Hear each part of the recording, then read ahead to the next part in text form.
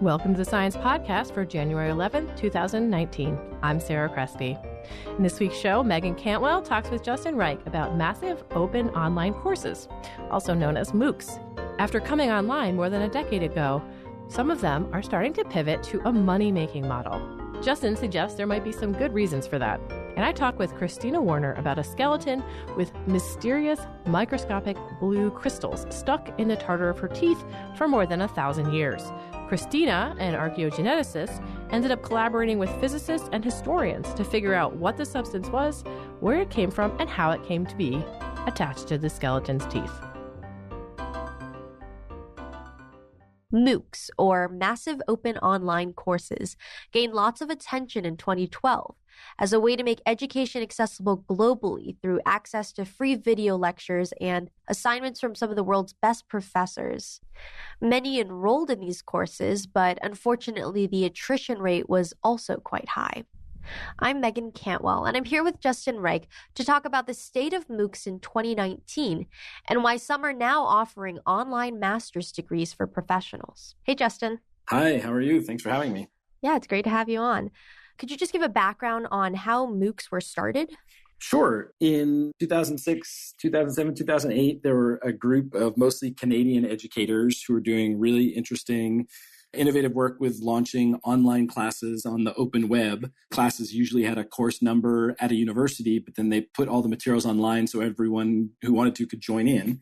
And they had a couple thousand folks who would arrive to those classes. And then in 2011, there were a few different folks in California who were enthusiastic about the idea, including Peter Norvig and Sebastian Thrun. And they had over 100,000 people sign up to their introduction to AI class.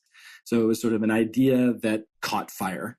What was the goal of providing this service? There are a number of the key principles at the beginning of this who said our goal is to really widely disseminate these learning opportunities. They sort of hoped that it would be a kind of a blue ocean market is sometimes what it's called in Silicon Valley terms, that there would be a whole vast array of people who weren't consuming this service that would be potential consumers if it could spread widely, especially in places that didn't have access to lots of higher education. What problems did they see emerge from these programs as they spread to these areas? People have studied distance education for a long time, and self-regulated learning is really hard. It's really hard to say, I'm going to make some extra space in my life to take this course and persist all the way through it.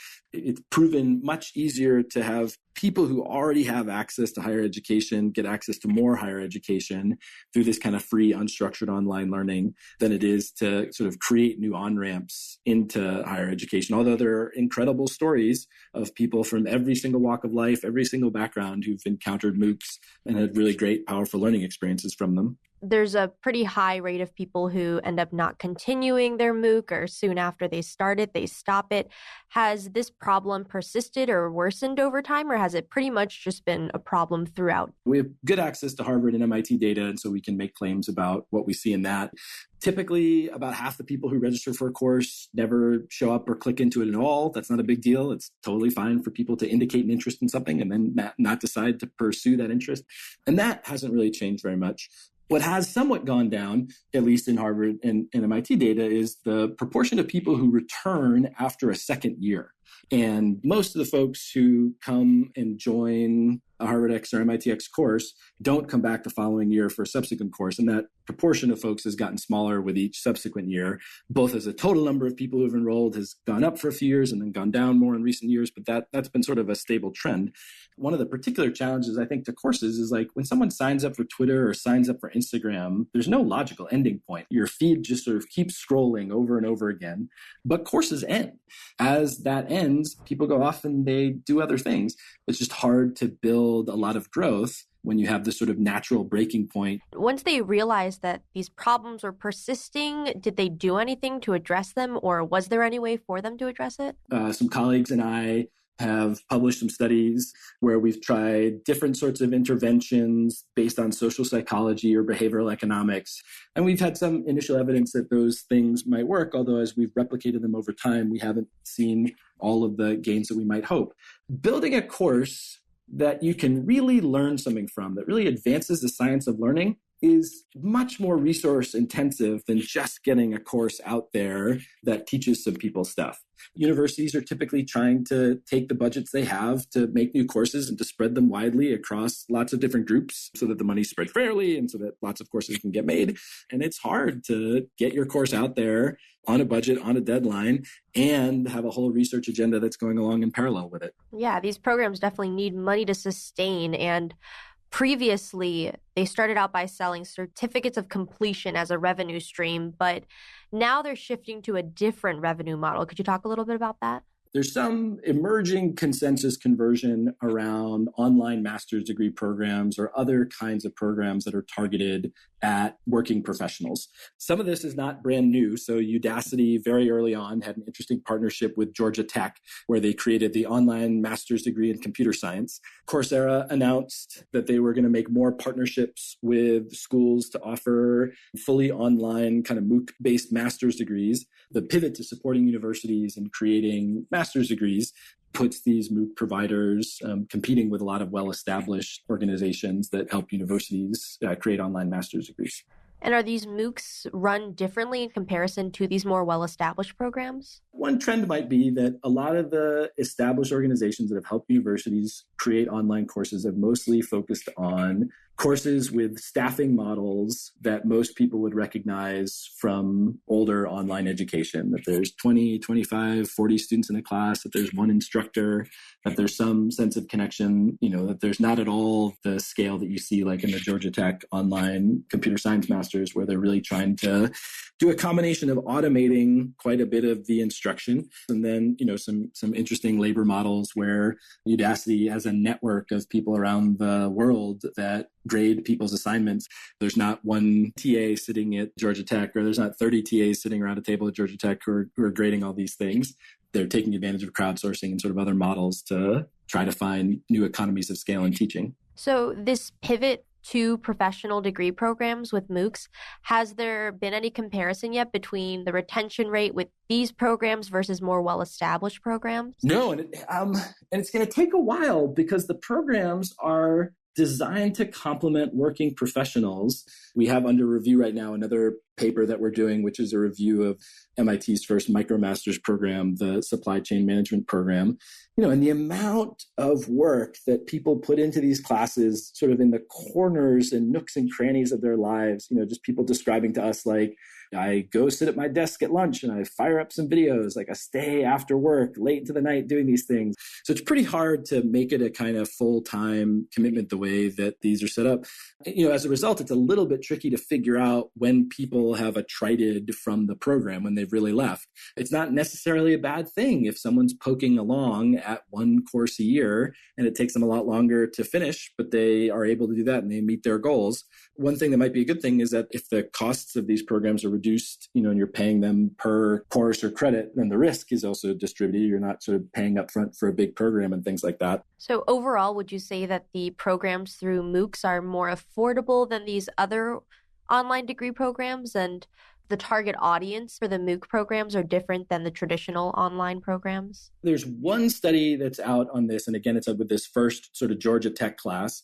They did a neat study where, for idiosyncratic reasons, no one knew that they made in the admissions process a grade cut score. So if you were below this cut score, you didn't have a chance of getting admitted. If you're above the cut score, you could be considered.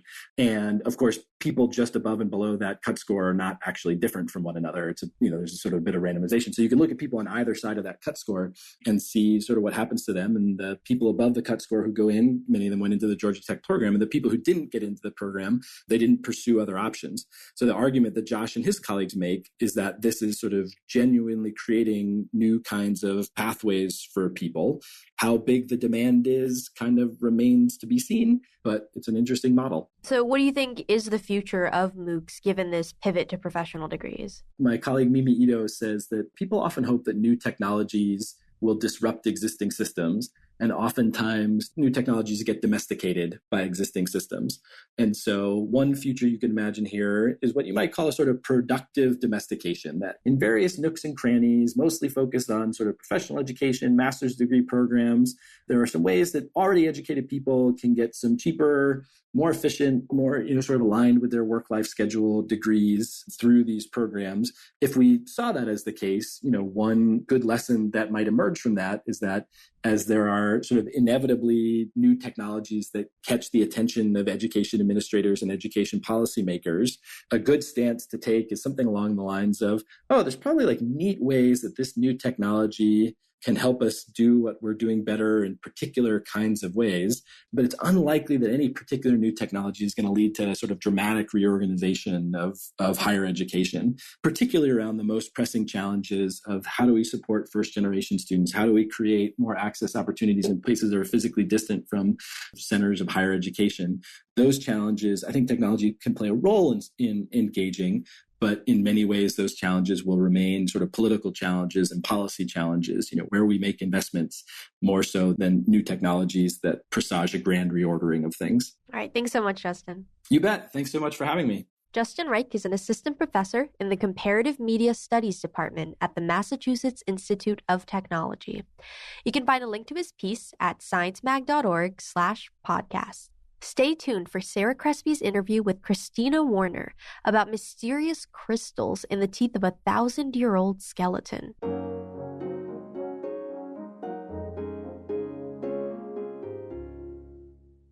When you go to the dentist, there's this pleasant process where they scrape your teeth and they take, it's called dental calculus or tartar off your teeth. Is that pleasant for anyone? No, but luckily that is a relatively new thing. And back in the day, in like medieval times, people were not having their teeth scraped every 3 to 6 months. And I say lucky because there is precious information hidden in that dental calculus. And we've been able to learn things about the oral microbiomes of the people who lived in the past, and also about different diseases that they might have had. And now it's also telling us things about their occupations, what they did every day, or what kinds of chemicals they encountered in their lives. I have Christina Warner here. She's going to talk about some dental calculus that was contaminated with a blue mineral. So Christina, what did you find these blue particles associated with the dental calculus on these remains was? I mean, when we first saw them, it was probably the last thing I would have expected to find. We were trying to look at diet and health. Yeah. We expected to see bacteria because after all, calculus is made of plaque, dental plaque, and which is made up of bacteria. And we expected to find little bits of food because when you're alive and you have plaque on your teeth and you're eating or you're smoking or you're breathing in pollen, all these little things get stuck in your plaque. Over time, the plaque calcifies, it mineralizes in your mouth from the minerals in your saliva. In fact, it's the only part of your body that fossilizes while you're still alive. And this actually happens over and over again. These layers actually build up almost like tree rings or layers of an onion. So after you've calcified one layer, you'll form another layer of dental plaque and keep doing it. This woman that we looked at, we actually cross-sectioned it, and there were so many layers. It really looked like this calculus hadn't been removed in 20 or 25 years. It had so many layers built on top of each other. But for an archaeologist, this is a gold mine. It's like a time capsule that tells the story of this woman's life. What was the first thought from the group if, they saw these little blue flecks in her teeth under the microscope? We had no idea what it was. We thought, could it be some sort of contaminant? Is there something in soil that's blue? Yeah, no. No, there's not. We looked into it extensively. Actually, blue minerals are very rare. They tend to be things you have to mine from deep in the earth. They don't occur in surface sediments. So we thought, well, maybe it's a mineral of some kind, and maybe it's a paint, because it was so blue. It was royal blue. It was the brightest blue. It looked like robin's eggs, tiny little robin's eggs in her teeth. I thought at first it was probably azurite. Azurite is a pretty common mineral. It's a pretty inexpensive mineral, and it's really widespread across Europe, and it was used by artists in the Middle Ages. So I was pretty sure it was azurite. It ended up being fairly complicated to identify for a number of reasons. One is, as we were looking at it, the blue began to fade and disappear. And this happened over and over again. It took a while for us to figure out what was happening, and we finally figured it out. When you want to look at calculus under a microscope, you can't just put it under a microscope. It's too compacted and you can't see anything. You have to break it up. And the usual way of doing this is to apply a little bit of weak acid, and it just dissolves the mineral enough to allow the particles to come out. It turns out that many mineral pigments are actually unstable in the presence of acid, and they lose their color. And that's what we were seeing. So that gave you a clue that maybe it wasn't azurite?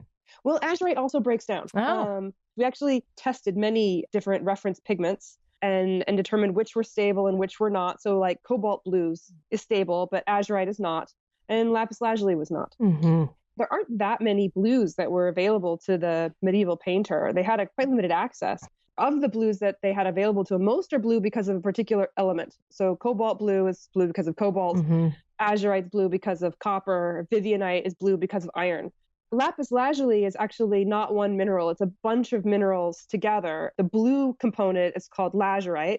There's also white minerals in there called phlogopite, and also pyrite, the golden flecks that people often recognize. One thing your paper reminded me of is that in a television show, and they say, "What is this mineral residue?" And they just hand it to the lab, and the lab hands them back an answer. It is never that easy. You had to go through a lot of steps to identify what exactly was going on here on these teeth. So what were some of the tests that you had to subject this mineral to? Well, the trouble with lazurite, the blue mineral, is that there's nothing unusual about it in terms of its elements. It's made up of the same elements that are found in soil. They're just configured very differently in their mineral structure. And so we used a technique called Raman spectroscopy, which actually allows us to look more at the mineral structure itself. And that we were able to get a very good match for lazurite. After we had identified the blue crystals as being a match using two different methods for lazurite, we thought, well, let's test some of these white particles that ordinarily we would completely ignore. And they turned out to be phlogopite. Okay. And now lazurite and phlogopite only co-occur together in lapis lazuli. So that gave you that confidence that you knew exactly what you were looking at. But it's really surprising that that's what you were looking at. It was extremely surprising. Lapis lazuli was one of the most expensive and rarest artist materials of the Middle Ages. We did not expect to find it. I think it's hard for us to understand how expensive it was and how difficult it would have been to get there. Lapis lazuli only had one source during the Middle Ages, and that was Afghanistan. So this pigment had to have traveled from its source in Afghanistan overland along the paths of the Silk Road, basically, through the Islamic world, where it was probably refined into a pigment, traded up into Venice, and then distributed into Europe. Wow. It made an extraordinary 6,000 kilometer journey to make it into the mouth of this very ordinary Well, what about that woman? What about that last little bit of the journey? How would it end up in her mouth? I mean, there's no way this could happen completely accidentally. She must have been exposed in a very intimate way, but how could that possibly happen? Yeah. We spent a long time debating what the possible scenarios could be. I have my favorite. It's not the one that it is. My favorite is all the book kissing that people were doing at the time. Book kissing, yes. So this is really incredible during the Middle Ages, but actually later than this period. So that was what eliminated it. Yeah, during the 14th century, there's this sort of fad for what they call emotive devotional osculation. So this is like intense kissing of books. And the idea was to become very affectionate with the images. Eventually, they started creating these little osculation targets at the bottoms of the pages to try to encourage priests, for example, to kiss the target and not the face of Jesus, because it was wiping away his face. That one was discarded because it wasn't the timing wasn't right. And let's turn to what are the likely scenarios in which this woman would have introduced this into her mouth? So we came up with two that we thought were more likely, that either she was trying to produce a pigment herself and thus may have inhaled some of the dust. If that was so, she would probably be producing it either for herself or one of her sisters, or she was an artist herself.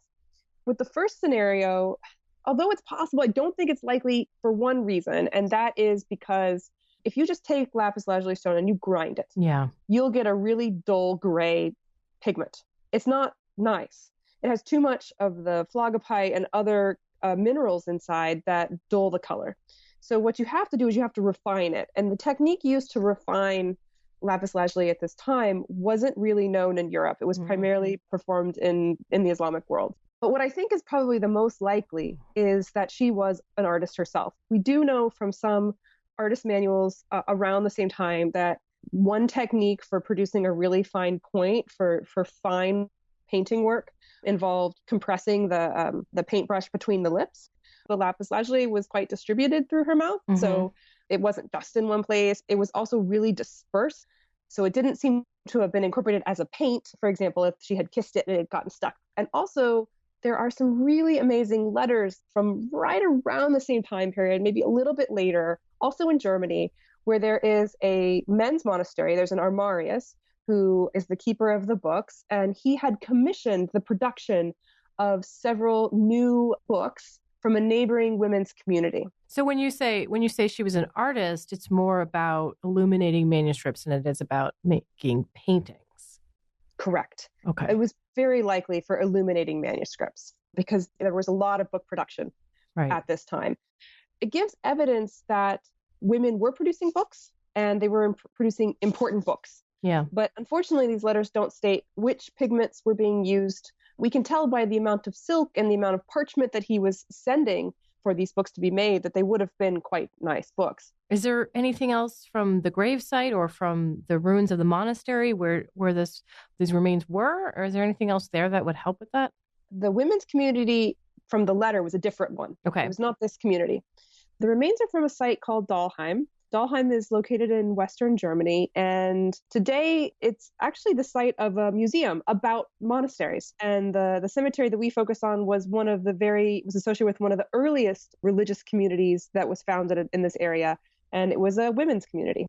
What's interesting about Dahlheim is almost nothing survives at all. Today, you can go and visit, and I recommend doing so. It's really fun. But all that's left of the women's community is the stone foundations. None of the walls are there. There's no art that survives. There's not a single book that survives. This poor women's community, which at its height supported actually a very small group of women, only about a dozen women lived there at any given time.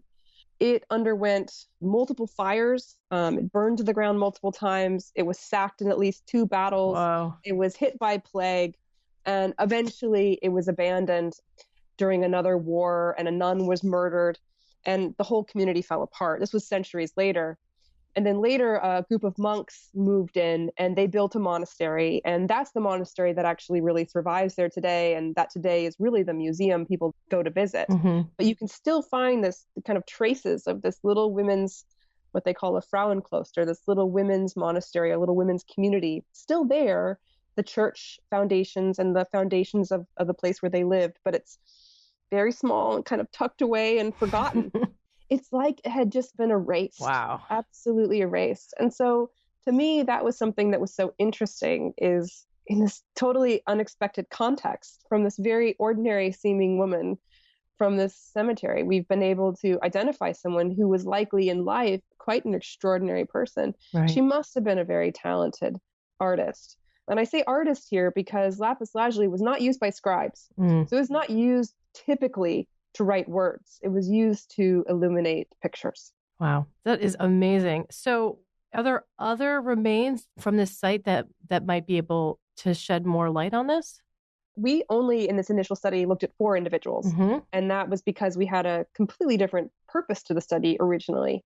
I think what this has shown me is that this could be a really important way of going back and revisiting many monasteries and identifying artists and craftspeople. Mm-hmm. One of the big lessons we learned here is it's also very important how you analyze the calculus. In most cases, what people would normally do is start the decalcification with the acid, walk away, wait till it was finished, come back. At that point, all of it would have been gone. So it made me wonder how many artists have already been looked at, but because of the way the calculus was treated, we never saw it. Yeah. So one of the things we want to go back, apply these newer techniques, and to see if we could kind of approach this in a different way is start to identify the artists themselves in the archaeological record. How common was it for women during this time to be scribes or to be artists involved in bookmaking? That's a fantastic question. And this is something that Allison Beach, who's the historian on the project, has researched extensively.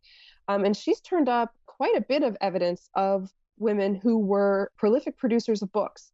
But a lot of detective work has had to go into this because one of the challenges we face is women often did not sign their works. Mm-hmm. In some cases, a list survives. A nun, a later nun, for example, would write down that sister so-and-so wrote these books. But if you look at the books themselves, nothing indicates that.